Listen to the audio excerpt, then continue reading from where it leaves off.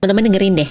Kalau selama ini kamu merasa manifestasimu tuh nggak ada yang terwujud, teman-teman harus dengerin penjelasan saya dulu dengan tenang. Sebelumnya, salam kenal dulu untuk teman-teman yang belum kenal ya. Saya Sari, seorang ibu rumah tangga yang baru mulai mewujudkan impian di usia 40. Saya mulai dari cerita dulu ya.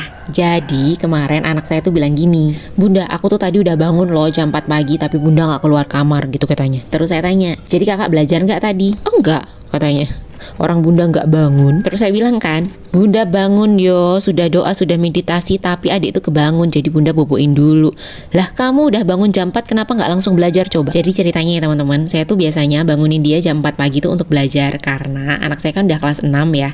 Jadi kalau di Jogja tuh ada ujian ASPD atau kesetaraan untuk lulusan gitu. Terus saya bilang kan sama dia, "Itu tuh kak, namanya Tuhan tuh bangunin kamu untuk belajar. Bukannya kakak sendiri yang minta nilainya bagus, manifestasi supaya nilai ASPD-nya bagus. Kenapa sudah dibangunin jam segitu malah nggak belajar?" Jangan dipikir ya, kalau kakak manifestasi minta nilainya bagus itu kakak langsung bisa dapat nilai bagus gitu. Nggak gitu. Nah, jadi gini ya penjelasannya teman-teman. Kadang-kadang tuh saat kita manifestasi, kita sudah scripting, sudah afirmasi, sudah visualisasi, minta sesuatu, ekspektasi kita tuh kan tinggi ya biasanya.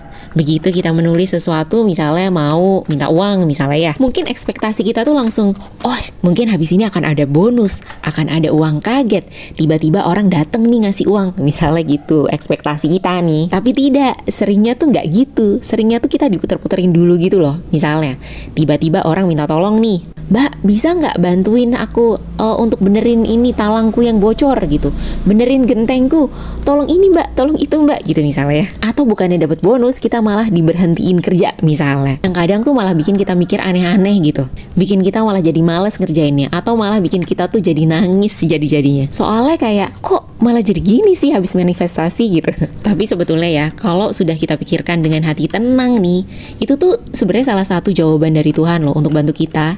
Cuman kitanya nggak nyadar aja.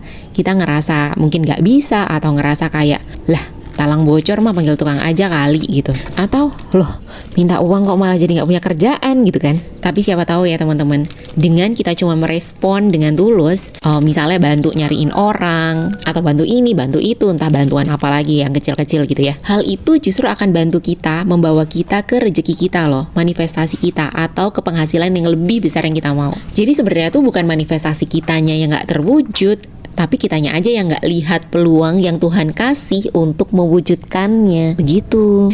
Jadi saran saya teman-teman bisa berlatih supaya bisa lebih intuitif, atau teman-teman tenangkan diri dulu kalau misalnya sekarang hatinya sedang gundah gulana ya. Supaya peluang-peluang di sekitar tuh jadi kelihatan gitu. Buat teman-teman yang tertarik dengan jurnal manifestasinya,